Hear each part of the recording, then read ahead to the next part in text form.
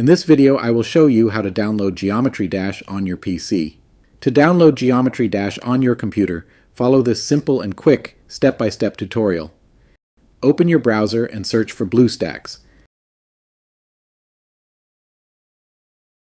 Click on the first result. Click on the download button.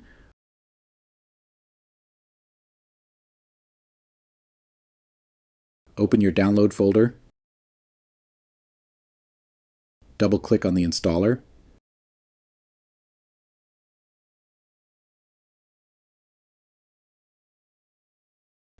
Click Install Now. Wait for the installation process to complete. Search for BlueStacks and launch it. Type Geometry Dash in the search bar. Choose one from the search results. Click Install. Wait for the download to complete. Once installed, you can start playing it directly by clicking on the Launch button.